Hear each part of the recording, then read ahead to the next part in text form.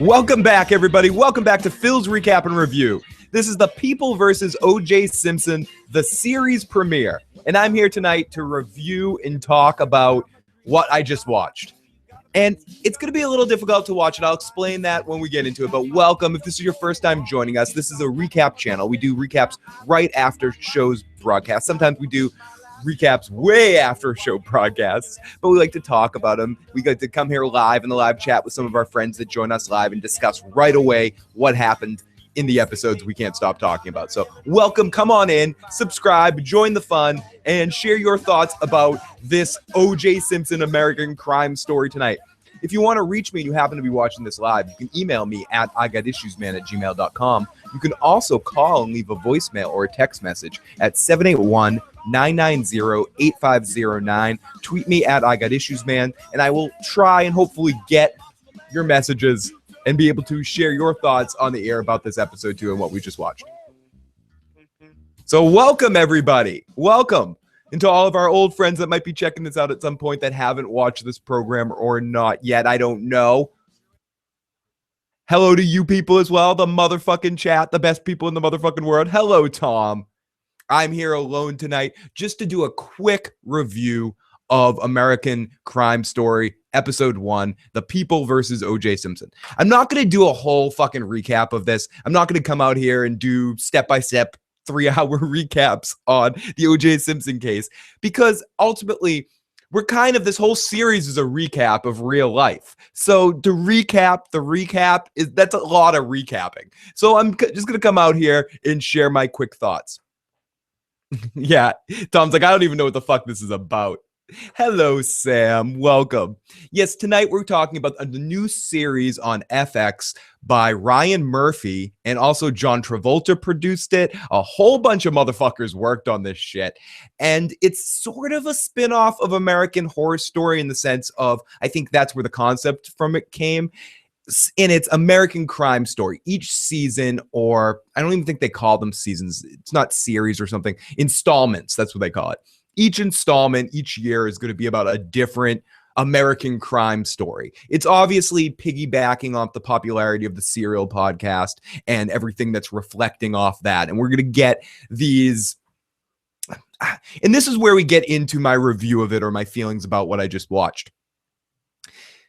Going into it, because of knowing who Ryan Murphy is and being generally a fan, I've talked about this before. I like Nip Tuck. I like Glee the first season. I think American Horror Story has good moments and has a lot of great talent going into it. But I'd say through most of his work, there's definitely a sense of humor to it, a sense of I don't give a fuckness to it. And that's kind of what makes it great. A just relaxed, I don't give a fuckness. This didn't give me that vibe at all. I went into this wondering if they were going to poke fun of the whole OJ situation. And ultimately, it was a lot less making fun of things and a lot more interesting take on what was going on. Not because I wasn't familiar with what was happening. I just think that they cast it really well. And we're going to get into this a little bit on specific which castings I think worked, which ones I didn't, how long I could physically watch John Travolta on screen without wanting to expel some part of something from one of my body parts, because he looks like a wax sculpture of John Travolta. He doesn't look like John Travolta. He looks like some plastic version of John Travolta. And it's so sad because he's good and he's doing some good work on the show, but he's just tough to look at. He's tough to take in because of he can't even move his bottom lip sometimes. It's really kind of disturbing or kind of hard to take in. Timo, so is this show going to have like an American crime story in general each season? Did I miss the explanation? No problem. Basically, that's what it's going to be. It's going to be a different kind of American crime story each season and get a little bit more into depth and hopefully more. Okay, full disclosure, I did get a chance to see more than the first episode of this season, so I can't really talk about past the first episode. Just to say that this series holds up. A lot more great actors, and throughout the entire series of it, there's a lot of excellent actors that come into this and a lot of really great performances. So let's get into what actually happens here. So if anybody doesn't know what the OJ Simpson case is, we're not talking about orange juice. This isn't people suing some dude about orange juice that played football or something like that. It was a case in the 90s. It was very, very popular in the sense of being, some people could say it was a transition into how the media covered something. Whatever we want to get into, some of the political stuff and all that crap. Ultimately, the way the media covered this case was kind of different than anything before and kind of spurned the whole court TV phenomenon craze that came after this. At the time that this all happened, though, I was way too high to care about any of this. I was out of it. I was, oh, yeah, fucking OJ. It wasn't on my radar necessarily at the time until the end. And I mean, I definitely watched the Bronco chase live and was like, oh, fucking shit. But I mean, I was amongst some of the people that it was tough for me to conceptualize someone like OJ Simpson committing a crime. It's weird to say that now, but at the time, I just knew him as Nürnberg from the, I'm fucking that name up, from the Naked Gun movies, or knew him a little bit. I'm a little too young to know him from football, but he was also in a HBO or Showtime series called First and 10. And all I knew, and he was in all those fucking commercials. So I didn't know too much about OJ Simpson, except for he just seemed like a really nice guy. And didn't he kill his girlfriend and lover and got away with it? You were out of order. He did.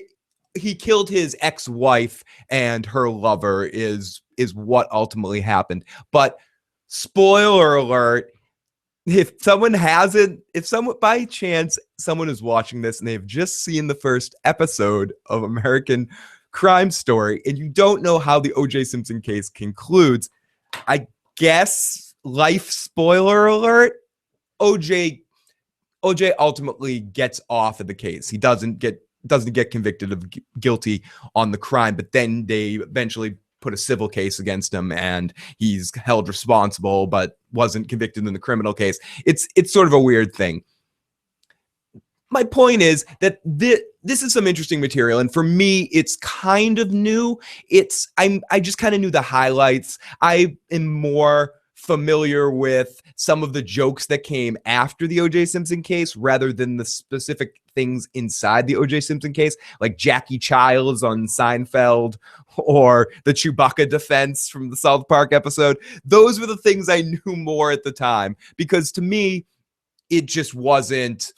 It was the thing that my grandmother and my mother were watching. I wasn't interested in it. I was like, I don't want to watch this on TV. I'm not watching a court case. I don't know. I was a little bitchy about it. I'm like, fuck this.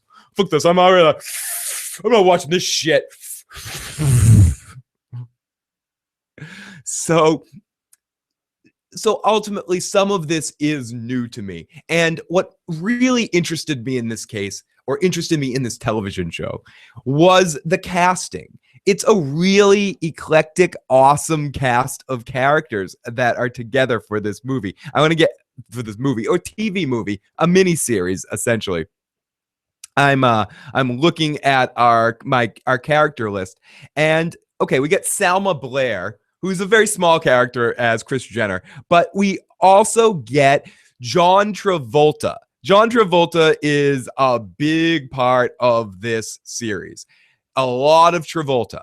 And Travolta, I said this earlier, he is giving Me Too, Farcloud. Oh my goodness, me too. And welcome, Sunny Day Tea Factory. Welcome everybody that is joining me tonight for this quicker review. And I know I always say that. I'm like, oh, this is going to be like a 20-minute cast. You know, I'm going to be done in like 20, 30 minutes here. It's not going to be a long cast. And then 2 hours later, I'm still fucking talking. But I am going to try to keep this somewhat tight because I think this is, it's hard. And I mentioned this at the beginning. It's hard for me to recap something that's one of the most famous cases in American crime history. It's a very difficult thing, and especially when it's a series about recapping that. My general feel, again, going into this, looking into the casting of this, you see John Travolta, you see what's his name from Friends that's in this fucking thing. I'm sorry, I'm looking at the cast list. I have to go to full cast list on IMDb here and see our full cast. We got Cuba Gooding Jr. as OJ. We'll get to him in a little bit. We also have what is Sarah Paulson as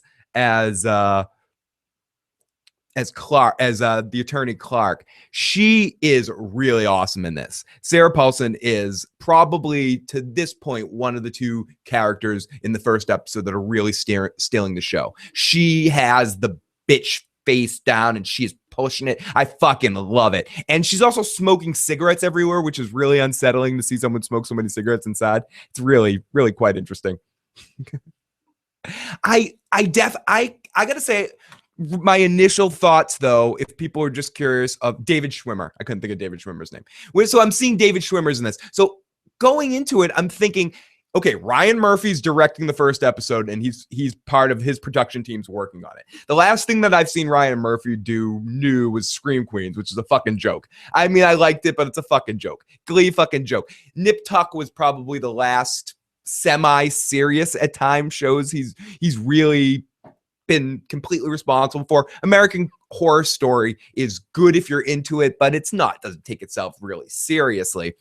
So going into this, I'm thinking it's going to be a complete spoof of this situation. Everyone's going to be making fun of what happened, and I was immediately shocked. There's a lot of really excellent acting going on in this show. It comes off a little bit more just the whole package as, especially in the first episode, as miniseries, TV movie-ish. That changes as episodes go on, and we'll talk more about that as the season progresses. But this episode 1, it does have a little bit of a miniseries feel, and the way they're introducing everybody. And I don't necessarily like how everybody is introduced. It just the way they do it. It's a little stockish, but when they get into the things about the case, it's really interesting. It's really done really well. So I have to say, I forgot halfway through that it was a Ryan Murphy thing. Ryan Murphy has a style, the way something visually looks. He almost uses his excellent visual talents that he have and the music that fits into the scene without doing that over the top bullshit that you see in some of his shit that I dig on some level, but I don't think would work in this, and I was afraid of seeing in this. Cuba Gooding Jr. is doing some excellent work in here. He is the toughest one for me though, because this is I don't mean this as an insult. He's not a tall man. He's pretty short, and OJ in real life is very big and kind of imposing, and to see him at times walking around with other actors, they shoot him at a way. They try to Tom Cruise him a couple times and make him look tall. But speaking of Tom Cruise, the Jerry Maguire thing, he was like a tiny receiver in Jerry Maguire, and that was like the big story point of that he was so small he was going to get himself hurt going over the middle. So seeing him have to play like a big guy like OJ is a little hard, but in his performance, the way he does the voice, you can tell he really did his research and he really put a lot into this character. But all in all, I think he's doing really well, but he is maybe my least favorite part of it, but that's not saying I think he's doing a horrible performance.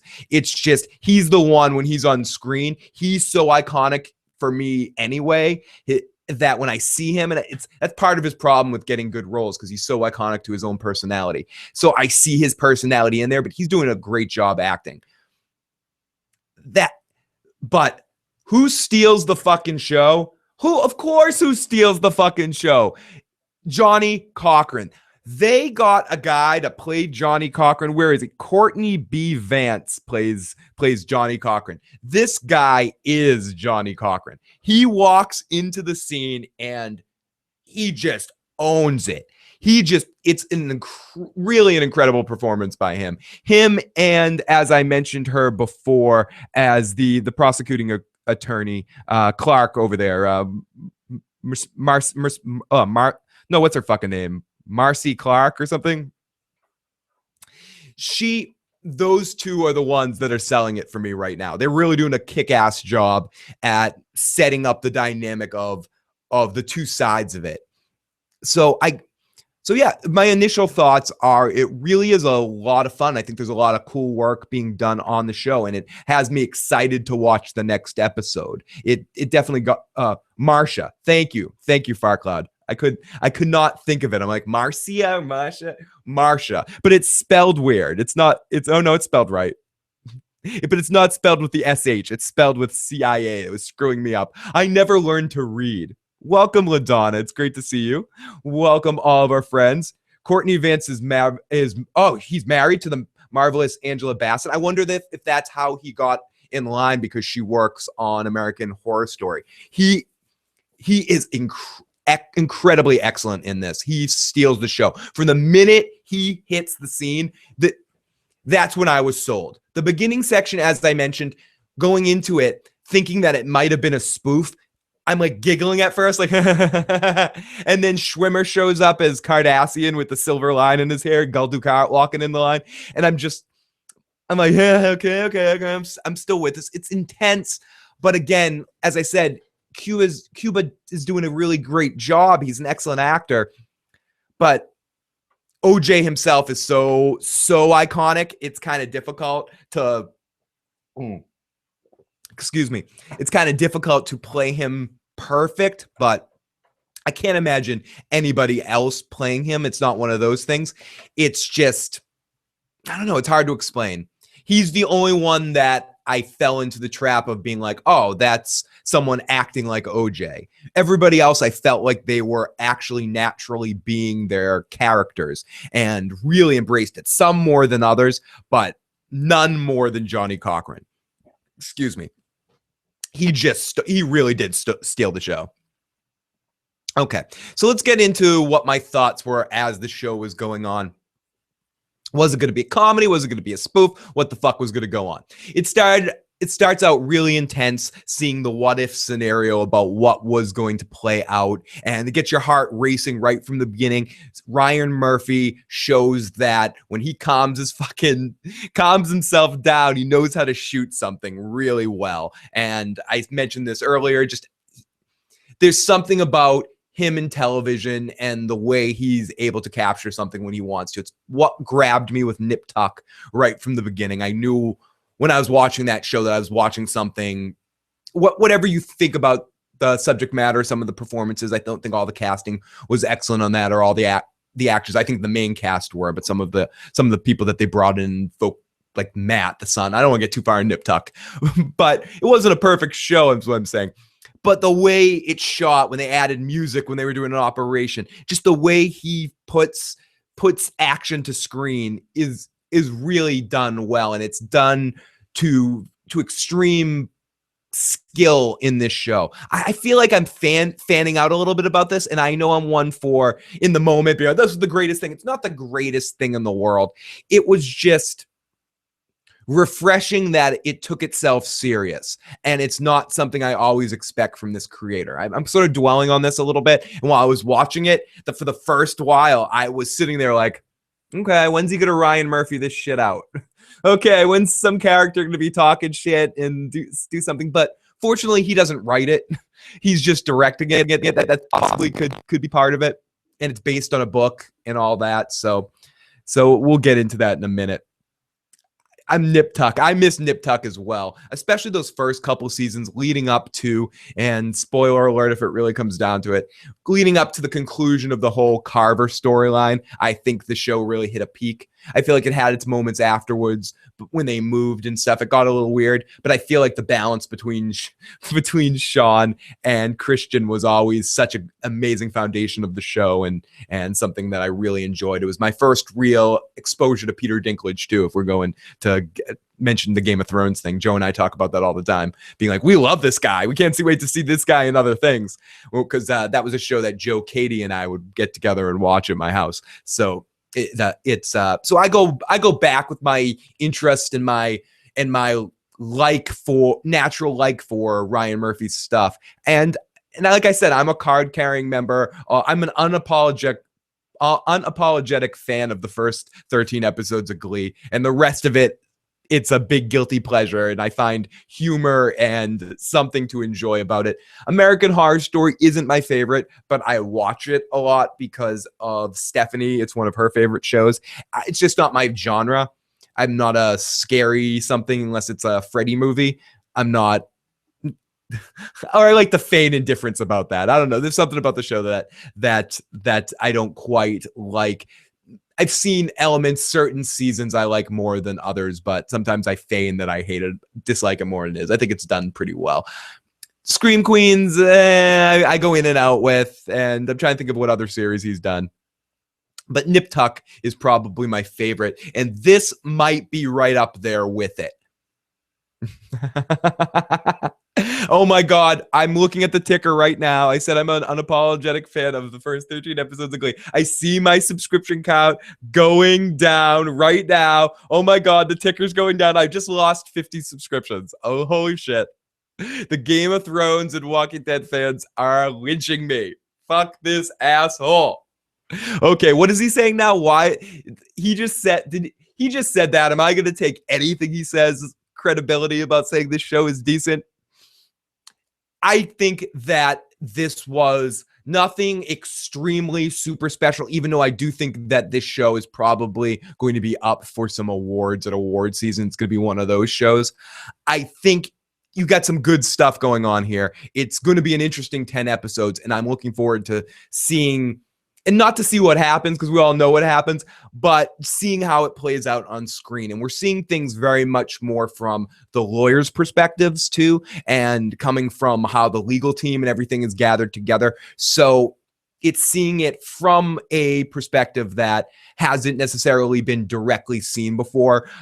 You kind of want to know what Johnny Cochran said to OJ the first time he sees him or something like that. You kind of want to know these kind of things, what all these things about Shapiro, who Travolta plays.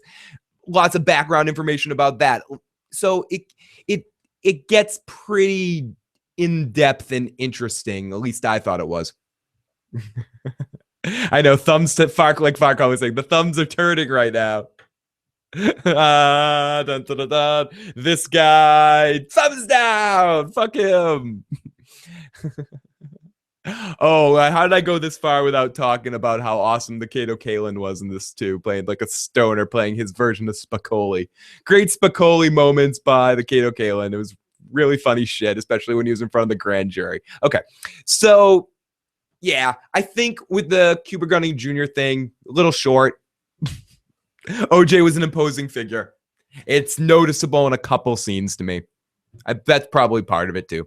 Kato Kaelin, amazing. Sarah Paulson as Marcia Clark, almost as good as Cochran. If it wasn't for the Johnny Cochran, she would have stolen the show. I mentioned it earlier, and I'll say it a couple more times because I can't say it enough how weird it is. The cigarette smoking. If you have any problem with cigarette smoking, like you're trying to quit and seeing people smoke fucks with you a little bit, excuse me, I wouldn't watch this series because she is smoking constantly, nonstop. So if you at all have a problem with that, I wouldn't necessarily watch the series. That could be a weakness to some people. We also have what's his name makes an appearance as one of the cops, the guy from The Wire. What is it, Frank Sabaka or Spaka or something like that from season 2 of The Wire is one of the cops on the show. Really tremendous casting just in general with all the little touches too. It goes on. I don't want to spoil anything. We saw it in previews for next week, so I can kind of say it. Nathan Lane pops up in this series too. It's a big cast of a lot of people working together, and you can tell that they all put a lot of effort into it. I think that's probably the best aspect of it. No one, even Travolta, as hard as he is to look at with his fucking ridiculous looking eyebrows and his bottom of his face not being able to move, at times in this series so far, Travolta really gives you some good stuff from Travolta. The height of awkward Travolta. And he does he does a really awesome job. And his interactions with Cuba Gooding Jr. and seeing Travolta interact with David Schwimmer is just really weird on a weird fucking level. Yeah, really weird on a basic level of seeing worlds, to use the Seinfeld expression, worlds colliding. It's really quite interesting the way it all plays out, and it seems to me, at least initially, all to work out. Tom says I really should watch The Wire. Sarah Paulson's wig needs to win an Emmy. Oh my goodness. Cochran did not want to take the case. His wife convinced him to do it. Sarah Paulson's wig needs to win an Emmy. Tom, I really should watch The Wire. The Wire is amazing. Oh my God, her wig drove me crazy.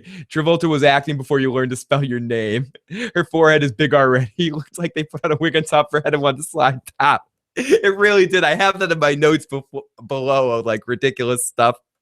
like Cuba Gooding Jr. overdoing the that break in his voice, like OJ sometimes has the break in his voice at times when he's screaming. It's just like, oh my goodness. Or Theo Huxtable showing up at some point. Yeah, the Battlefield Earth. And Travolta was totally Battlefield. Yeah, and I actually have a Battlefield Earth remind. There's one line he gave in the episode that was very much like his character. It was like almost line read of his character from Battlefield Earth. And yes, The Wire is amazing. The only thing I'll say about The Wire is it's probably up there as one of my favorite series, and I can't say enough awesome things about it. It took me 2 or 3 times to start watching it. The first couple of episodes, a lot of people say, oh, some things are slow. Slow might not be my thing. Some people like slow, but The Wire is one of those shows that it's so worth it. But I started that first episode so many times and was like, not awake enough or not in the right mood to get into it. But once I did, right around, I want to say it's like episode 4 or 5, it just made like more. I was more driven to watch the next episode more than almost any other series I've seen once it starts to get into it. But it definitely starts, and not slow in the way that people say, oh, True Detective or Better Call Saul slow. Those shows are still able to grab you with a lot of interesting visual aspects or things going on. The Wire is very dry, procedural cop, real, almost as close to what you're going to see real as you possibly could. So a lot of it's dry, and you have to get ingrained into the language of the culture of what's going on. And until you get there, some of the things that you think are just trivial background, every moment means so much in The Wire. And I can't say enough great things about it.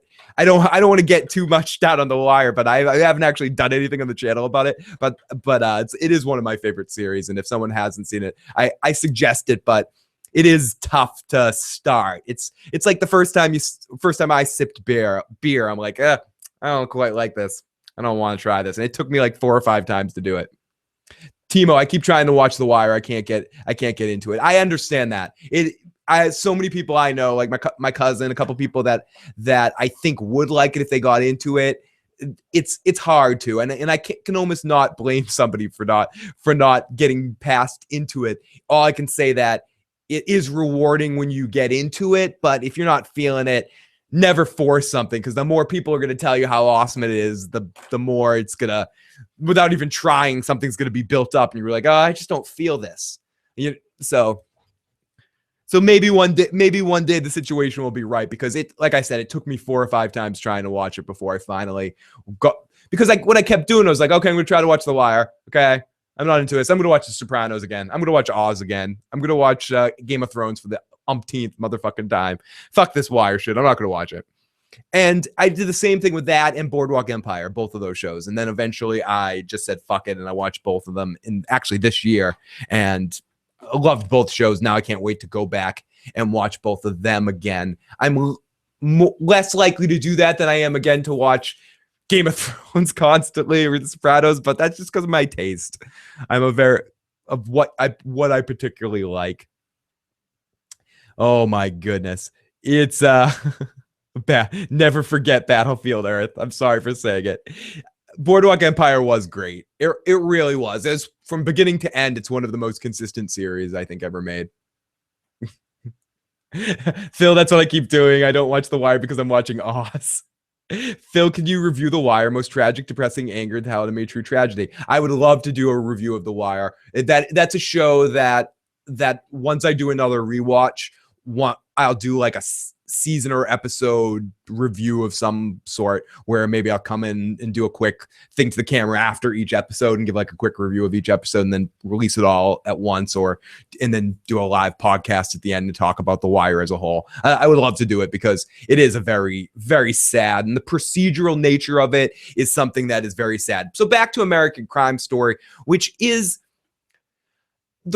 it's interesting to note, or it's worth mentioning, that why am I talking about The Wire? Simply because I feel like I can mention The Wire. Not that this is anything, I'm not saying this show's as great as the fucking one, but just I don't feel like, oh, I'm not going to mention The Wire and this is the same. This is a very good show that's happening right here tonight. It dots all its I's, it crosses all its T's. You got a lot of really great actors doing a lot of great work. What's going on? And it all kind of fits into a big ensemble piece, which does have some comparisons to The Wire. I'd say The Wire, more than any series, it's such an ensemble piece rather than individual characters. And I'd say that American Crime Story and American Horror Story, both shows, that's what they go for. It's not necessarily about one actor or one person's performance. It's about everybody's performance. And I feel like this show is holding its own in completing the franchise of what they're trying to do.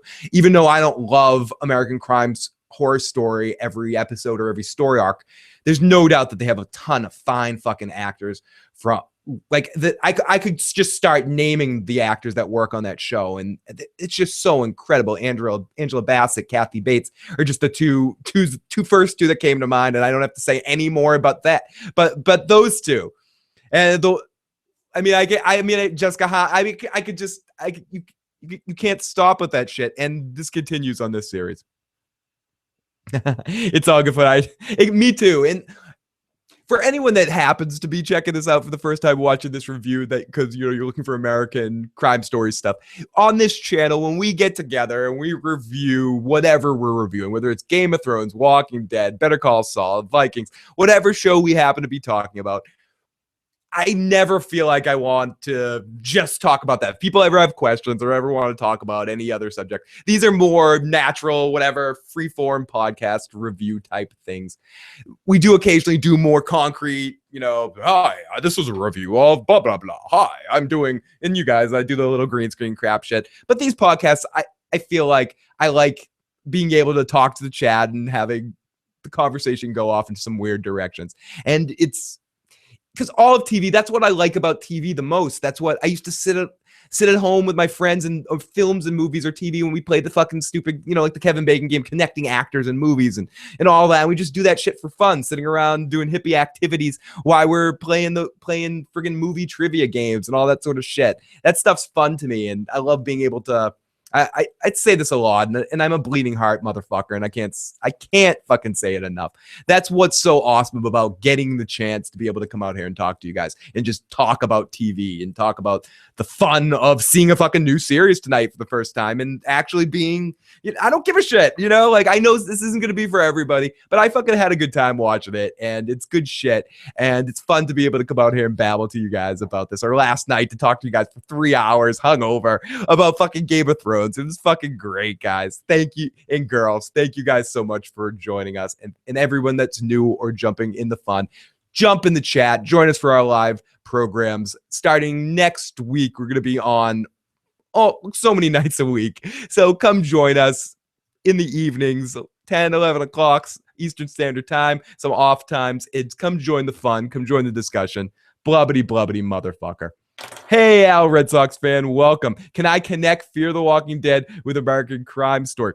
See, the oppression of the individualistic nature that they do in Fear the Walking Dead, that the sense of ultimately nothing happened, could be a connective tissue in time of what the OJ case stood of our culture about the nothingness of the court system just not working.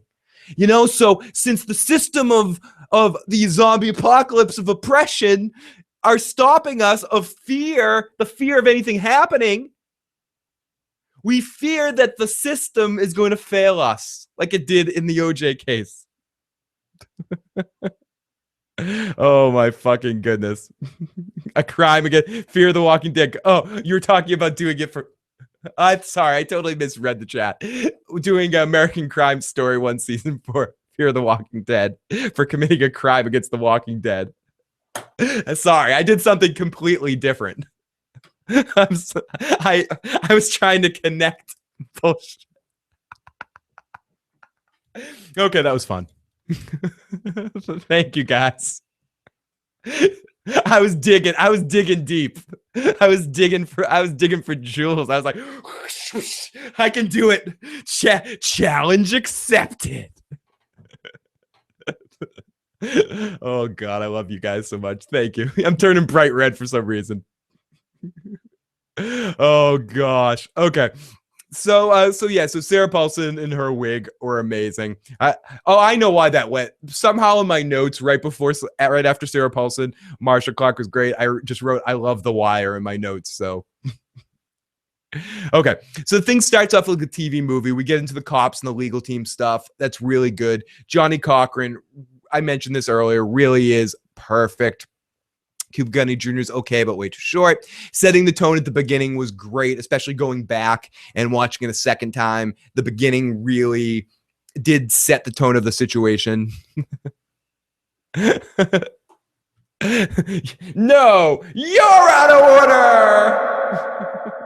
order. Phil the bullshit guy.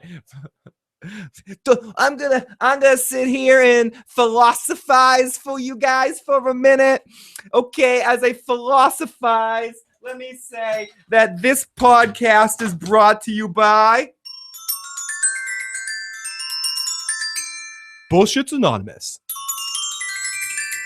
Now with extra doo-doo.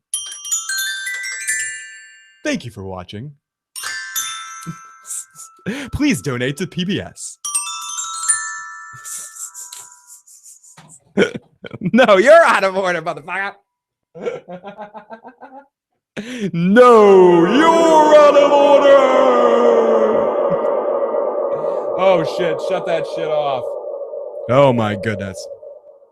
Oh, we got some scary shit happening right now. So, so Johnny Cochran comes on the scene. We get Johnny Cochran dropping a Michael Jackson joke in there too. I also forgot to mention right from the beginning, the show does exceptional job at putting you in the time, putting you in the mode. The series starts out with a montage putting you in Los Angeles in the 90s and really familiarizing you with what was going on during that time period. And I think it does a great job of doing that and establishing a mood and tone right from the beginning of the kind of thing we're going to see here. I say everything about me going into it thinking it's going to be a comedy. That's just me initially. It's tough for me to watch anything that's not going to be funny. Or I try to find comedy in everything too, especially with someone like playing a character like OJ and playing a case like this. Excuse me, that's so iconic. It's tough not to play it for laughs. It really is. Especially for people like a David Schwimmer and Cuba Gooding Jr. that naturally have a comedic tone to it. They just have such a natural smile to them, or people like a couple of the other actors that pop in here and there. They do a really great job at being able to drop the comedian within them at times and really just fucking act in the show. Good stuff going on. So, okay, starts with a movie. Get the tone was great. Johnny Cochran enters the best Michael Jackson joke. TV movie miniseries, not a series. It gets better as it goes. At every scene in the episode for me got a little bit better. The setup of the OJ stuff is kind of mockery. Cuba Gooding Jr. I keep writing. He is kind of short. David Schwimmer shows up as Galtuka Cardassian, and okay. Some of the Kardashian stuff, and I'm not going to talk too much about, and no spoilers here, just to say that it's shoehorned in to have a mention here and there of our popular Kardashians of the time. And all I'll say, because as I mentioned, I've had a chance to see a few episodes ahead, I will say that's not the last time we see that. So that stuff kind of gets shoehorned in because they know that there's certain people of a certain generation that that want to know Kim's origin story. Oh my God. So there's like a couple moments here and there. Oh my God, don't shoot yourself in Kimmy's bedroom. There's a line like that in the show. And I know that's connected to the real life past events, but it just seemed a little, especially as the series goes on, a little out of place. OJ Simpson was considered to play the Terminator. Oh, I wouldn't have spread the player for laughs. Like if I did it. Yeah, exactly. Like the book, If I Did It. Yeah. Oh my goodness. Okay, so Marcia Clark was really awesome, captured it. I do think the wig was kind of ridiculous, but she really was playing total bitch, and she owned it. The reactions to try and understand anything OJ said was perfect. There was a moment where they're listening to OJ's testimony and he's talking, and Cuba Gooding Jr. just does a really great job at his tone might not be right because it's tough he overdoes a certain inflection that OJ's voice does, but he gets the cadence down so fucking right. And so the way he kind of talks in circles, the way OJ like, yeah, and then I had this lighter and did I steal your lighter? I don't know, but my lighter's in this pocket, and if it's in your pocket, you don't know it. But I got your lighter I stole it at 2. I'm not even doing it right. That I shot my wad with my bullshit philosopher Phil stuff. Ultimately, he really gets the cadence of OJ, and you really get the way OJ talked in circles. If the glove doesn't acquit, if the glove doesn't fit, you must acquit. And when everyone says the glove doesn't fit, you must acquit, I immediately go to the South Park. If Chewbacca's not from Endor, you must acquit. Look at the little monkey, and then the guy just head blows up. Oh my. Okay, so the reaction to everyone trying to understand OJ was right, just how he talks in circles. Kato Kaelin, in general, in this is hilarious. If anyone is played just for comedy, it's definitely Kato Kaelin. His idiocracy is top notch. Him wanting to eat hamburgers because he's stoned when he opens the door at the beginning of the episode, and he's just like, the cop's like, "Excuse me, sir, are you on some substance?" He's like, "Substance, dude. Do you have something? You got any? My dog ate all. It's falling around my dog. It's called Labrador, man. Dave's not here, man." It was just a really funny stuff with him, and him pleading the fifth, and they're like, "You're not accused of anything. You can't plead the fifth." "I plead the fifth." You guys are all out of order. Oh my gosh. Sorry. You're all out of order. I said the cop is one of the guys from The Wire. There's a moment towards the beginning of the episode where they're coming on OJ's property, and they just come upon a statue, like almost like the Rocky statue from Rocky, where it's like glowing. And this is one of those things where it's, again, Ryan Murphy doing Ryan Murphy stuff. The way he plays with color and tone in an episode's really cool when it works, and it works really well right here, as you can come from the cops' perspectives as they're coming in to OJ's property. They're in awe of OJ, and they come across a statue of him, and they're just like, "Oh my God, the juice. He rushed for over 2,000 yards." There's so many comments like that in this first episode. Like, "Oh, come on, OJ. Could he really done all this?" "Well, he can't run fast. He did rush for over 2,000 yards. They went with another actor because OJ was too nice to play the Terminator. Oh my goodness. Holy shit. I can see that, though, from a casting perspective. He casts too nice to be the Terminator. He get too real. He method acted the Terminator and caused the unfortunate deaths of 2 innocent people here. So Marcia Clark was really captured it. Best Sarah Paulson's really great. Stephanie says that she is all over American Horror Story. So it's really cool that she's also in the pipeline of these shows. I am glad that they cast her. I keep saying that, but I do like it.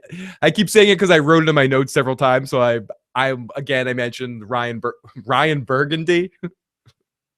Ron Burgundy, where I have to read everything that's in front of me. So I cannot self-edit here, guys and gals. Okay, so the reaction, them trying to understanding OJ was perfect. The cops, the guy from The Wire, they were fun, showing their awe of the OJ statue. You just can't shoot people. Yes, I can. I'm OJ. So the cops, OJ winning is funny. The juice needs juice. There's a couple of lines in the episode where OJ is like, I need some orange juice. Get me some juice. Juice. Okay, juice. I'll get you juice. Or he asks the cops to get him juice. It's okay if I get some juice. Oh my God. So they make his okay, I'm sorry, I can't read my writing. Schwimmer, I had trouble taking him serious at times, but I think he does a really great job playing the Schwimmerness down and really trying his ass off to give a good performance. And I think he's kicking some balls in the show.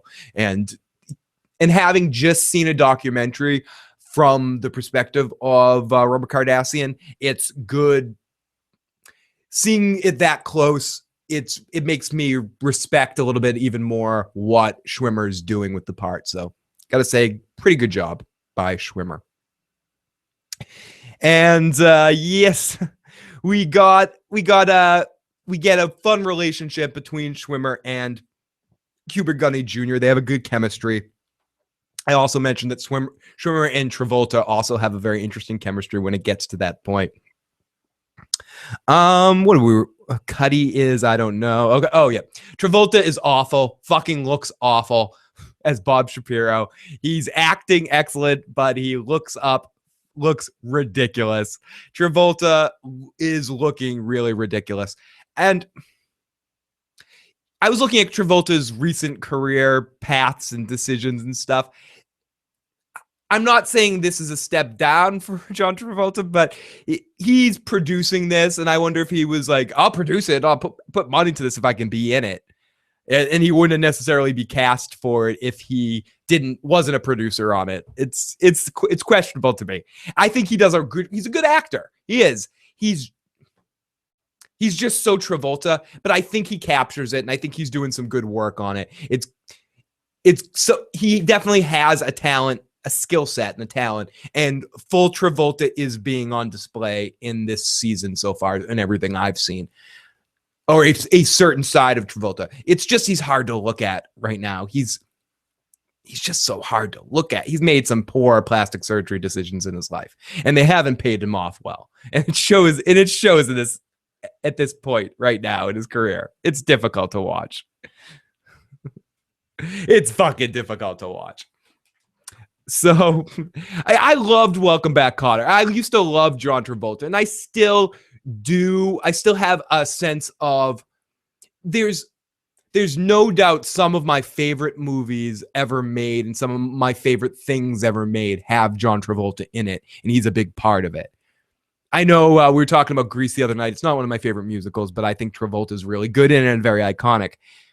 I'm a big fan of the Look Who's Talking movies and Travolta's performance, and I loved him, especially when those movies came out at the time, and being such a Bruce Willis fan at the time. I really liked him, and I also like Kirstie Alley from Cheer. So I was really, especially that first movie, I was really into it. And Travolta kind of sold it for me. I thought he was cool. I thought Travolta was, I like Get Shorty, even at that stage in his career. Welcome Back, Kotter at the time was one of my favorite sitcoms growing up. And I can't ignore how important to the success of Pulp Fiction him and Sam Jackson are. You can't say that enough. So many other things work in that movie, but Travolta and Sam Jackson's chemistry in a lot of ways is a big dynamic selling point for me. The first time I watched that movie, I was just like, wow, look at Vinnie Barbarino now, and holy shit, this is awesome. And is that guy from, oh my God, Sam, what? Oh my, this is awesome. And it was because of an excellent performance by Travolta.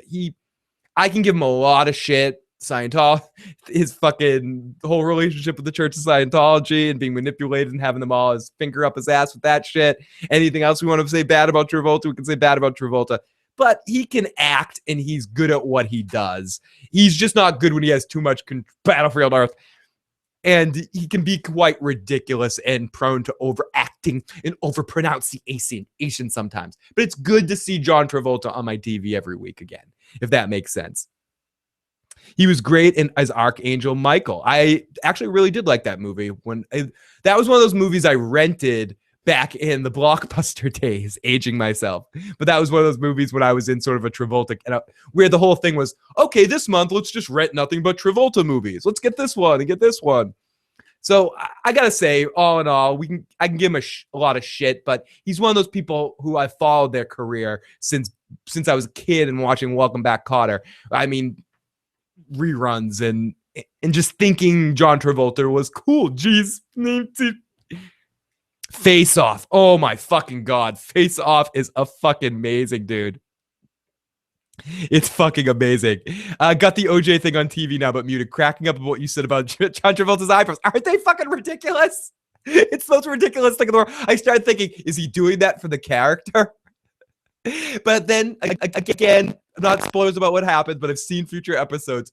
His look is constantly changing. Like some episodes, he looks weirder than others. It was like he got injections before that first episode and they wear off. And then he like gets the injections again halfway through the season and stuff. It's really, he's hard to look at right now. But I keep saying the same circle because he's difficult to look at, but I appreciate him as an actor and I appreciate his performances. And I really, really like John Travolta as an actor, and I like him in most of his roles.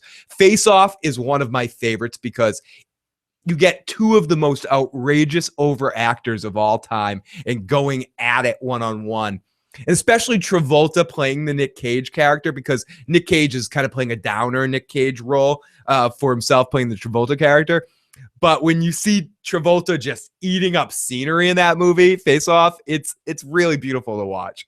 And you get a little bit of overacty Travolta in the American Horror Story. And oh my goodness. I don't know what's going on. But you also get kind of funny Travolta in this too, and really assholey, prick, egocentric Travolta in a way that I haven't seen in a while. So I said it before, I'll say it again. It's going to be fun to watch John Travolta on my TV. It makes TV a little bit better having an actor like John Travolta on there every week. Kaylana, just Dr. Phil live. Hey everybody, this is Dr. Phil. When I first started doing a radio show with my with this whole fucking whatever this crap started, my initial thing I wanted to do, because I liked Frasier, I wanted to do like the issues thing came from, hey everybody, this is Phil. I'm calling from the radio station. Why don't you call me with your issues? Yes, and I'll help you with your issues. I'll be the issues guy. We all have issues. That's where that all started from. And then people saying, no, Phil, you're the one with issues. And then blah, blah, blah, blah, blah. So it's funny you say that. And which eventually turned into a joke segment on the issues program where it was called the Dr. Phil W sketch. And it would just be me talking to giving someone some horrible, bad relationship advice or something like that.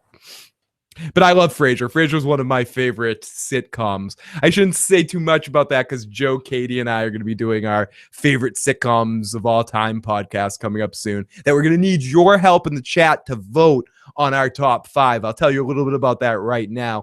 Joe, Katie, and I are going to do a fun podcast.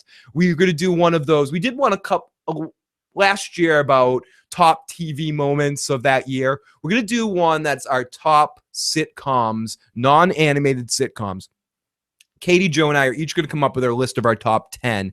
And what we're going to do is we're going to bring our top 10 to you guys, bring the case to you guys, and we'll each get a vote. Obviously, we'll get our votes, and we're going to help. I'll figure out the math of how it's going to work out, but we're going to poll you guys in the chat and try to get the general consensus and try to get a top 5, a total top 5 by our nominations. You guys helping us out with the nominational picks.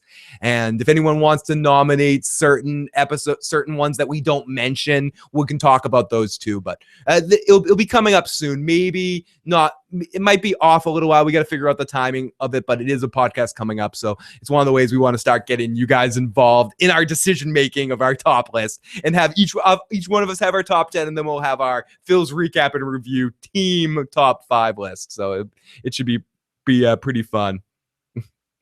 Phil. Oh, I should do Phil saying we all have issues. I should do the me doing a radio call-in show as a skit. That's a good idea, Farcloud. I gotta send myself an email about that, or I gotta remind myself. I'm gonna write that down. Do a skit on the Origin of the Issues program. Do a skit on Origin of Issues, because I do want to do some more skit stuff too. That might be fun. Thank you. Any suggestions? We won't agree. It's gonna be fun. It's gonna get tense.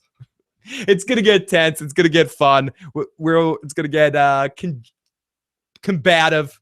It'll be fun. But thank you everybody again for all your support and all the energy that you guys put to the channel and the chat and the Google Plus community. If you haven't already, please join that. You can find the link to that in the description box below. Wow, I finally said that right. You can find the just blah blah blah. That's usually what I say. Okay, so the cops, the guys from The Wire, they blah blah blah. The way he makes the team, plants the lies. OJ immediately, we see OJ planting the lies in other people, like using Kato, being like, "Oh, Kato, you like those hamburgers, right? Why don't you tell everybody that last night you and me were getting hamburgers? How's that sound? You want another free hamburger, Kato?" Schwimmer kicking balls. Travolta's awful, fucking awful, blah blah blah. Excuse me.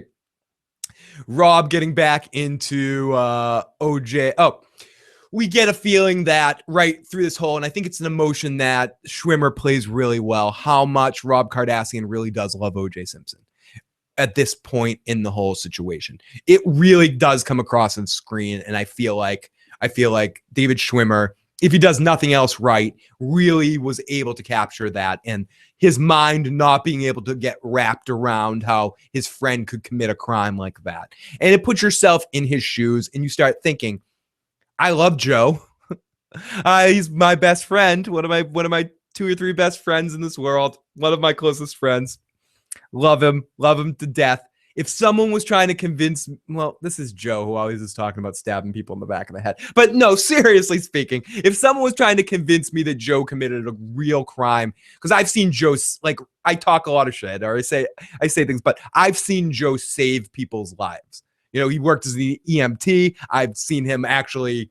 Joe and I have told this story before, but we were walking down the street one day and someone got thrown out of a moving car, and I saw Joe rip off his shirt and go save someone's life and like wrap it around this woman's head and protect her while I ran and got the cops.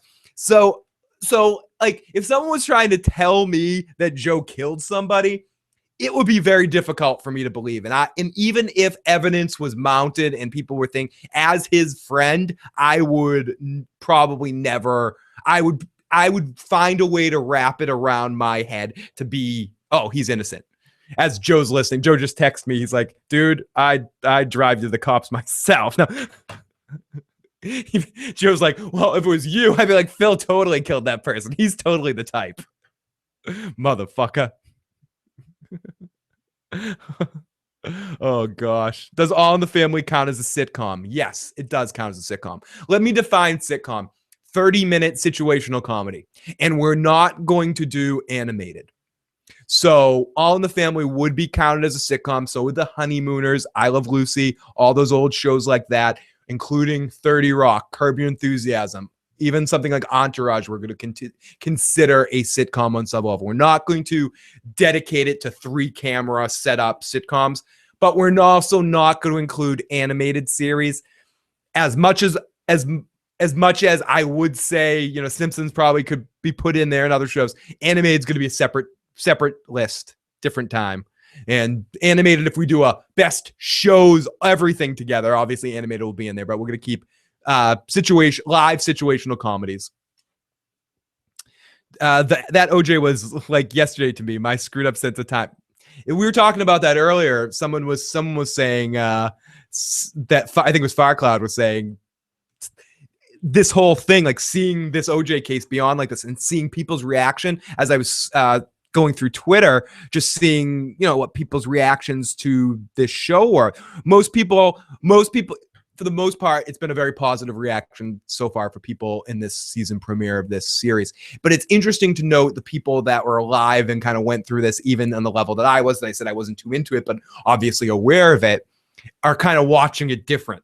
And I see maybe why they're putting in a little bit of the Kardashian stuff, because there's people that are watching it for the first time. Younger people are watching this like, oh my God, I said this earlier, oh my God, that's Kim and Khloe's origin story. I actually saw someone post that on hashtag people versus OJ Simpson. What's this person's name? Tamara. Oh my God, this is totally Kourtney and Kim's origin story. They actually tweeted that. So we have people out there that are saying that. Fucking, oh my God, shoot me in the fucking head. But it's happening. So I accept that. So I see why maybe they put that in there to bridge that gap. I was at the beach with my 3 children. We stay inside on a sunny day watching the car chase. I remember coming upstairs, my grandmother yelling down to me. I had a basement room at the time. And I thought she was yelling down because she's like, Philip, it smells like marijuana in here. But no, she was yelling down to be like, Philip, come upstairs and watch the television. And it was, isn't that OJ Simpson in the car? And it was, so I kind of remember where I was that day too. And it was, it's real fucked up shit. People can save as fast as they can. Hey, I thought the same thing. So many good shows. Oh, it really is. Okay, so Travolta awful. I didn't do it. OJ's reaction, I didn't do it. I loved her. What's going on, Jose? Hello. Welcome to the chat. Welcome to the live discussion. We're here talking about lots of random junk, but main focus tonight is American Crime Story, the OJ Simpson trial, people versus OJ Simpson, and my initial thoughts and review. But feel free to talk about anything and bring up anything. We're kind of somewhat freeform tonight. I was at the bar playing guitar, and when everything stopped, there's a moment in a later episode that I don't want to spoil where you see something like that, and you start to see it in this episode when the funeral scene, the developing of the media swarm, how this just completely took everything over. Everything stopped and everyone focused on this. I remember at the time watching basketball or something, and it got preempted for OJ Simpson stuff. It's like, and there was like the finals, or it's either the Eastern Conference Finals or the actual finals or something. I kind of forget. I'm blanking on it a little bit, but it was really crazy shit. I remember when the verdict came down, where I was, I forget if I was working or something, but they like stopped work, and like the boss had everybody come into his office to watch the verdict on the TV. It was really fucking intense at the time. And Kaylana, I am the same way. I can't deal with my adult life as history already, the 80s and the 90s. Yeah, it was the Knicks game. Thank you, Jose. Fucking A. Yeah, it's really ridiculous when you stop to think about it, and that there's a whole generation of people watching this that have no clue, that just know about this in the sense of those best of the 90s videos or documentaries or something like that. And I remember this stuff so clearly. It's ridiculous. Super aging myself here, but I don't care. Fuck it. We're going to all go through this shit together, guys. We'll make it there together. If we all do it together, it'll take even longer. The longer these podcasts take, the longer we're going to be here talking to each other. Oh my God, I'm laughing about it. But you guys, some of you know what I'm saying. I'm going dark. We're going. Follow me to the depths of hell, motherfuckers. Okay,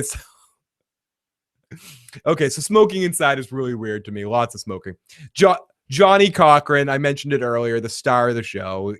Hearing his thoughts on everything, getting to see Johnny Cochran play out on TV. They cast the perfect person. And again, it's not mockery of Johnny Cochran. They cast someone who is fucking Johnny Cochran. They basically, they got a perfect guy to play Johnny Cochran. So Okay, let me go. Cardassian. We see a couple of lines of him, or a couple of moments of him questioning his thoughts about OJ, but ultimately coming to grips where he needs to accept that, he has to protect OJ, and he's in now, and you get the feeling, and Cuba Gooding Jr. does it really well to shape up the manipulation that OJ Simpson had, and how he could manipulate people, and how charming he was when he needed to be. And he plays him very helpless too. And he plays him very like, he's like this guy just crying to you, and you want to help him. You got to help him. Here's some dark Goldman and the Simpsons are maddest. Hey, welcome everybody. Welcome. How dark are we talking? Pretty dark. We're getting dark here. And lawyers at funeral dark, as we saw this series. So OJ immediately starts running the case, as we get the moment where OJ's getting a lie detector test, which is hilarious, and his reaction to the failing the test and getting a -12 on the test is just ridiculously entertaining. We get OJ taking pills a lot. We get lawyers at a funeral. The whole funeral scene is when we really start to see Travolta's character, Shapiro, really playing to the cameras, and his origin of going nutso and getting what he needs out of this case. The funeral scene was intense, hyperactive, hyper reality. It's one of the moments in the series that kind of turns into hyper reality. We get the cops are kind of waiting for him. We get a Kris Jenner scene, our Salma Blair moment of the episode, and we get our baby Cardassian reference as we go, oh, Kim, Chloe, blah, blah, blah, blah, some shit like that going on in the background, blah, blah, blah. I don't give a shit. So we go to the grand jury somewhere after this, and we Kato Kaelin on the grand jury. Fucking, I said it a million times, fucking hilarious, unbelievable, worth watching the series just to see the Kato Kaelin scenes. The way him and Marsha Clark's interactions, I could just sit and watch that. I could watch outtakes for that. The Juice needing to commit suicide, really well played by I was gonna call him his real name, by Schwimmer and Junior. There, they really played off each other excellent, and you really felt the fear for Schwimmer not wanting his friend to die, and it's some really intense stuff happens, and it's I'm not gonna say it's fun to watch, but it's fun to watch. It's good acting is going on. I know some people are gonna watch and go, fucking Phil, you said this was good. This is crap TV movie, fucking miniseries shit. And maybe. I usually hate stuff, but something about this, the star power in it, there's enough good actors in it that it carried me through. It's not the greatest thing in the world, but it was a lot of fun. It was a lot of fun, and it's something I am going to definitely continue to watch the entire series of the few more episodes of the series I haven't seen. So, God loves you, OJ. We got a God loves you, OJ line in there. Oh my godness. We made it through Grease Live. We can do that. You got to feel bad for Cuba in general. He's got the shaft on roles his whole life. Like, he's one of the more talented actors out there. I think black, white, any color. Like, I think he's just such a good actor and just puts so much of himself into every little role, even if it's just a bit part and as good as it gets, or just little things that he does here and there. But like he is such a victim of his own successes. He was so successful and so iconic in that Jerry Maguire role. It just made him so impossible to be cast in anything else and play any other real kind of character, I think.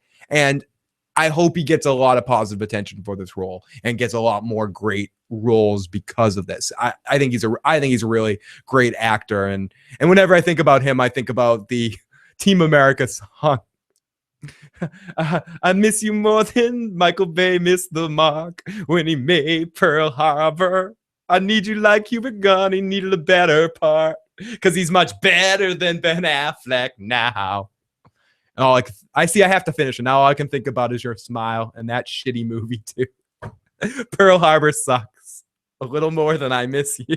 Sorry, guys. I had to do that. Once I go down that road, I have to finish the whole line. But whenever I say his name, I automatically start singing that song in my head. I've been singing it all night. I've been fighting the urge to just go into that or look for it on YouTube to play it. But then I probably get copyright strike on that shit. Oh my god, I love Cuba. I really do love Cuba Gooding Jr.'s work, and I hope he gets a lot more work because of this role. I hope this gets a lot more, and he gets some more attention again because of this, because he really puts in a lot of good work in this role, and I mentioned puts his whole self into a part. So, America, fuck yeah, gonna set the motherfucking day, yeah. America loves you, OJ. Don't kill yourself in Kimmy's rum, OJ. Don't do it. AC is here, OJ. And AC is here, and AC is none other than Theo Huxtable. Yeah, the casting continues in this, folks. AC, who is OJ's friend, the guy who drives the Bronco, is played by none other than our Theo Huxtable, who Theo looks like he's eaten a few too many slices of pizza. Theo's definitely, he's a bigger guy these days, but he's looking good and he puts in a good performance. It's good to see Theo getting some work. It's hard to talk about it now without a big smirk in your face, but I love the Cosby Show growing up, and I specifically loved Theo because he was a character similar to that of Bart Simpson, the underachiever. And at the time, it's so weird saying this now, considering what happened with so many of these people. I was gonna say another one I loved was Growing Pains, and I loved Kirk Cameron's character on Growing Pains. And it's like, oh my god, Kirk Cameron, I love the Cosby Show, and these people just turned into such crazies. But I mean, I liked growing up. I liked that underachiever character, that the Bart Simpson, Mike Seaver, Theo Huxtable character. They were all kind of similar. I mean, Bart's a little different, being more dense and the menacey, but Theo and Mike Seaver are definitely equatable. He's not going to get any work with Cosby. He might as well show up here. And at least it's good that he's not getting like blacklisted or anything, or put out. Anyone that worked on the Cosby Show is being like, you're getting locked out. Anything. You feel like you want to get all. I feel everything else besides victims, besides anything else, the people I feel the most bad for is the other people on the Cosby Show that were getting all that syndication money, and now the Cosby Show is completely off. They're all like, oh shit. Fuck, the Cosby Show's off the air now. What do we do? So it's good to see them out there working and getting some stuff, getting some fucking actual work out there and making some money, because Bill and his fucking dick fucking shit fuckiness fucked it up for a lot of really good people. Like I must admit, I've had a crush my whole life on Felicia Rashad and on Denise Huxtable. So it's like two of the Huxtable women are some of on my list of most attractive women, Hollywood ever, women type people. Yeah. So there's that. Okay. Enough of the Cosby rant. But yes, we do get Theo Huxtable. Theo Huxtable in there from Cosby Show fame is on this show. And Travolta on the suicide thing, you can tell when he hears it, he's really glad. He kind of hopes OJ can commit suicide, and he's just gonna get press. Yes, he's starting to get the PV8 figure. That is a perfect way of saying it, Kaylana. I think he's getting the BB-8 figure. Oh my goodness. Okay, so I'm trying to think. Basically, in the whole episode ends with the Bronco chase and leading up to that big iconic point with a sort of music montage outward that kind of leads into it. And that's basically our first episode.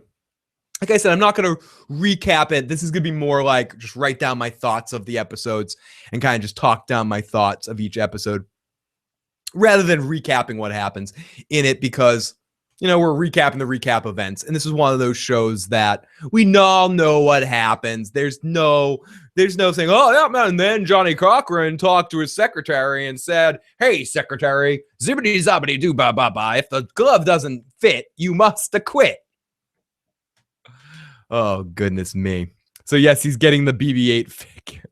Theo's starting to get that BB-8 figure. So, yes, everybody. So, this is a good show. I enjoyed it. I would say to give it a shot. It's what I usually did with the weekly roundup stuff was the skip it or wait or watch it now. I wouldn't say. Okay, this is where I come down on that. Is this something you have to watch now? Is this something you should wait and binge watch later? Having, again, played the binge watch game a little bit with it, my suggestion is if you're really curious and you want to see this hot mess of all these actors together, I would say it's worth checking out right away. Watching a couple of episodes and then letting them catch up and then kind of binge watching the second half of the season. Because to me, it stinks of the kind of show I want to watch it all in a big 10-hour block rather than waiting week to week. It seems like it's being created essentially for that kind of medium. It seems like that will be the way that is the best way to watch it. So I may suggest binging it, waiting and binging it. I'm going to be talking about it week to week. But I think from the best way to take in the best aspects of this would be to watch it all in one big block. So hell, I never knew the funny actor from Ferris Bueller and Beetlejuice was arrested as a pedophile. What? He was? I never knew that either. Holy shit. Timo, you're right. Exactly. I'm just wrapping up now. Didn't I say at the beginning that this was going to be 20 minutes? And I said, there's no way this is going to be 2 hours or an hour and a half. It's not happening. It's not fucking happening. Do you mean the bad guy actor, Edward R. Rooney, Dean of Students, the guy that was in Howard the Duck too? Because, yeah, he was in Beetlejuice. He played one of the guys that bought the house in Beetlejuice. Holy shit. Yeah, I think binge watching almost always works best, except for with sitcoms.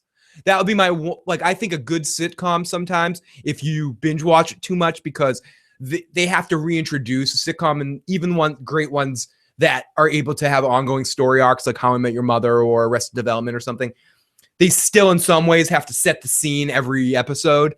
So binge watching sometimes can lead into this or some shows of the 80s and the early 90s that were a less ongoing story arc and more individual episodes.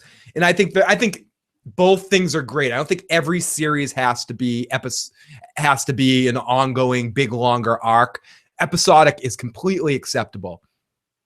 I just think by nature episodic stuff is easier, if that's a better way, or kind of works better general for me personally to watch week to week.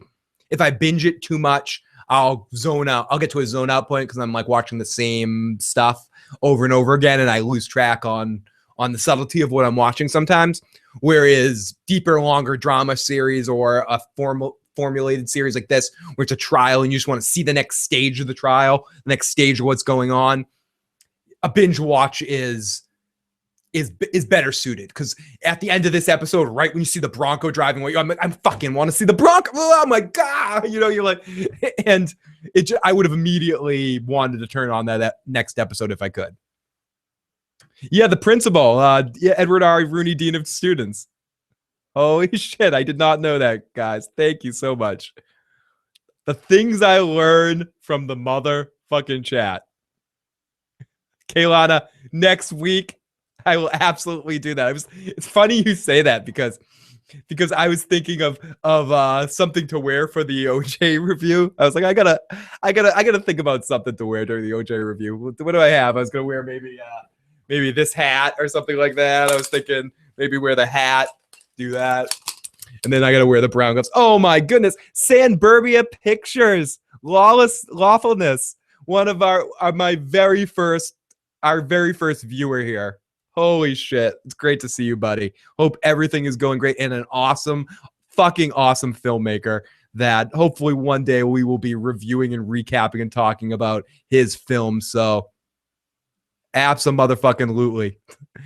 So Sim Burbia, thank you for checking in, and I hope congratulations on I hope you're doing well with all the hard work I know you're out there doing. So it's great to see you. Or great to talk to you and see you in the motherfucking chat. So yes, I absolutely do. I need to get some brown leather gloves for these recaps. Oh my god, I can't stand my old 70s shows I loved. They're tough to watch sometimes. Some of the 80s shows are difficult too. It's not even like they're not every episodes are difficult. It's just the consistency is not as consistent. They're just not as consistent. I love Quantum Leap. I really do love it. And I think for the most part, it works. But I was watching it for the first time with Stephanie, and there's some episodes where you can tell the guest actors they got aren't that good, and just some of the things that they're doing, it doesn't balance out with every episode. And I think it's one of the best series of its era. I loved it, but watching it in a time capsule now with the conditions that we have now, looking back as brief as The Sopranos with Matt and I, when we're doing some of our Sopranos reviews, we're looking back on that, and especially in season 1, they're not crossing all their T's and dotting all their I's. It fucking happens.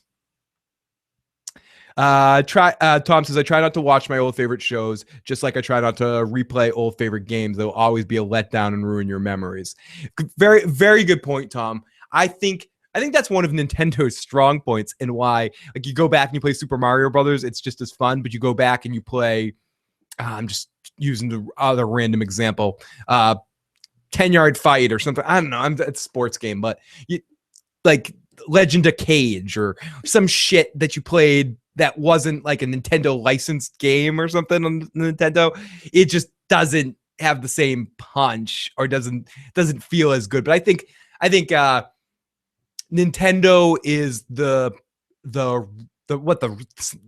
something that to disprove the rule, the example to disprove the rule. And I think what makes Nintendo so fucking awesome is that their games are the ones that I can go back to and still somewhat tap into the memory I had the first time I played them.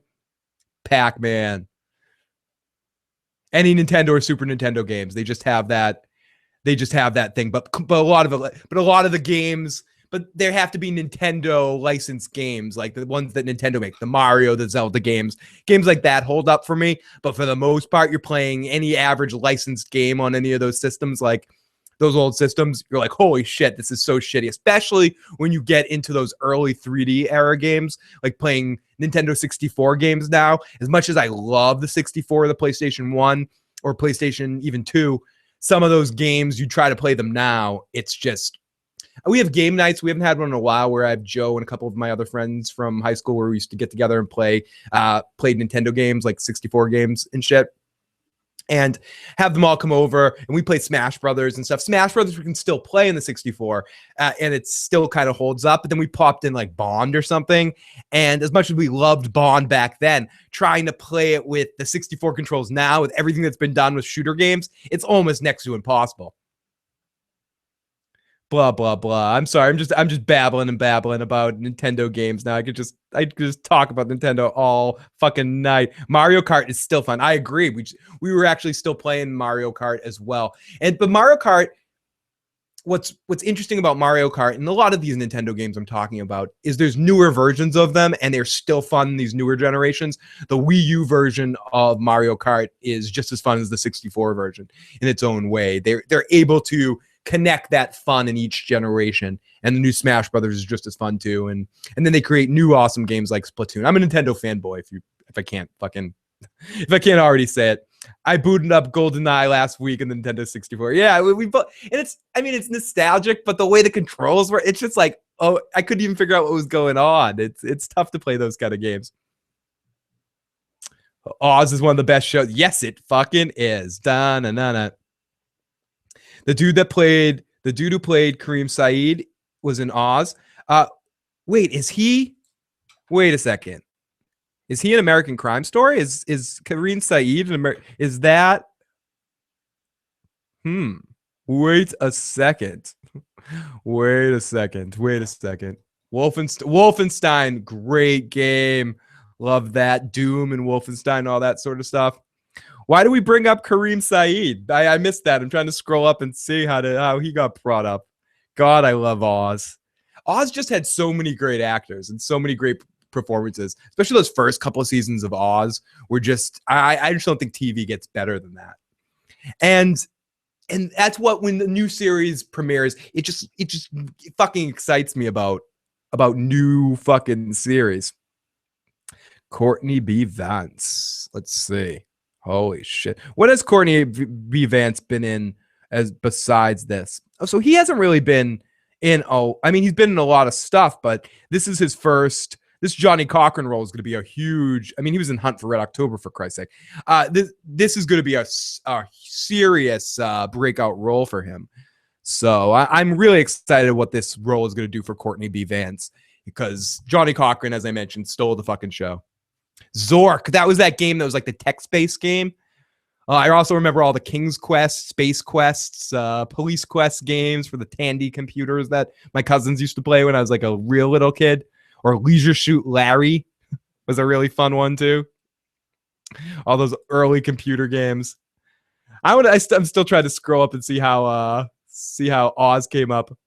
But okay. Anyways, guys, I guess now is as good a time as any to call it a night. I probably overstayed my welcome anyway. Who wants to? I'm like, yeah, I came on here for 20 minutes to talk about this fucking show. Mostly Law and Order stuff. He's been in not a ton of stuff, but he's one of those actors that's just been. He was in Terminator, Genesis. There, he's in 12 Angry Men, Graceland, Revenge. Oh, Final Destination 5. Yeah, Sierra had great games, LaDonna. I loved all those early Sierra games. I was probably most partial to the Space Quest games of the Sierra games at the time. I loved the comedy that they had in it, but they were extremely in-depth games. Space Quest, especially those later King's Quest games with the spells you had to learn and all that sort of shit.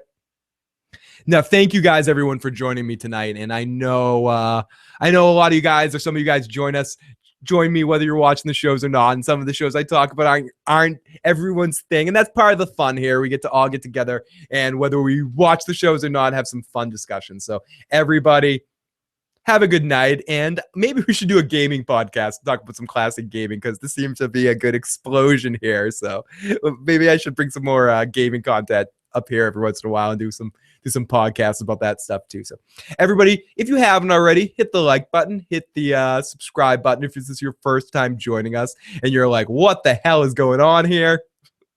Join the fun of the live chat. Jump on in. Come on in. We're a very awesome, they're an amazing, nice group of folks that we're forming, an awesome group of people. And it's really fun to be able to make friends. And come on in, introduce yourself to the group. They're very warm. They'll welcome you in. And once you go through the initial initiation, which we don't need to tell you about here in public, it happens in private. Once you get that, then you're a part of the motherfucking chat, and you'll understand later why we call it that. And you get a shit buddy assigned to you right away, and you learn what a Timism is, and it's going to be fun. So if you're joining us for the first time, please jump in that chat and subscribe. So everybody, thank you so much for joining us for the last 3 nights. It's been really fun, and I've been really excited to come out here a little bit more often at the beginning of this week and talk to you guys. And as I mentioned before, starting next week, we'll be here at least 3 days a week with Vikings, Better Call Saul, and The Walking Dead, of course. And also OJ. So 4 times a week, I'll be putting out something and doing some sort of podcast. And then we'll be filling in some other casts with Sopranos, Game of Thrones, and some random fun as well. So everybody, yeah, we lock you up in the basement. You spend a couple days in Timo's basement, and then you get passed to Renwood's basement, and then you're eventually assigned a shit buddy. And it's a difficult initiation process, but we really love to have you. Come on in. And again, thank everybody that's been sharing the channel and help spreading the word. A couple of you guys said on the other night, certain channels you'd love to see us collab with. I mentioned this before. If any channel you want to see us collab with, comment on their video, say, check out Phil the Issues Guy. You should do a video with them. Post on someone's channel. Tell them Phil sent you. I want to do a video with them. If a channel exists, I want to do a video with them or do some sort of podcast with them. So invite them over here, or I'll come over to them. I don't care. It'll be a good time. Everybody, we've only grown and we've only gone this far because of you guys, and you guys seriously are the best. And last night was a great example. The first half, I'm in fucking hungover mode. You guys in the chat pushed the show. You guys were the show. So everybody, have a good night, and I will talk to you guys very, very soon. Talk to you later. Good night. Oh, shit.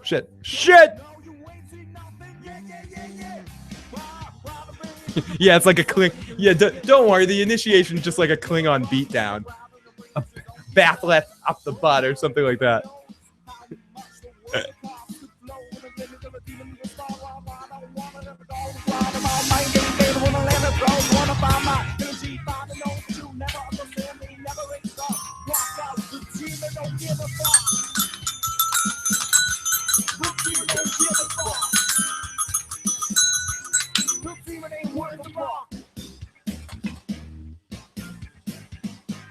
Watch out for the demons. Watch out for the demons. Watch out for the demons.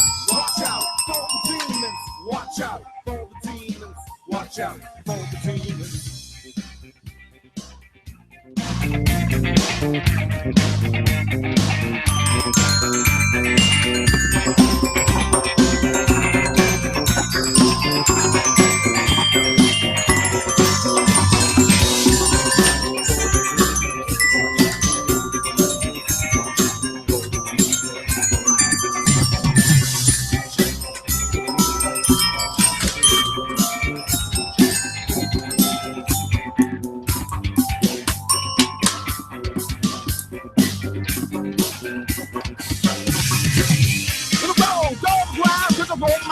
You got the style. Oh, baby, when you give a fuck, when you're riding on the demons, because the demon is around us. Get down on the ground, hear all those demons, hear the sound of the pushing in you, drag down. You're the only demon around. I don't want to live, I don't want to breathe, I don't want to give. I just got to fly, got to find my way to die. Watch out for the demons. Watch out for the demons. Watch out for the demons. Watch out for the demons.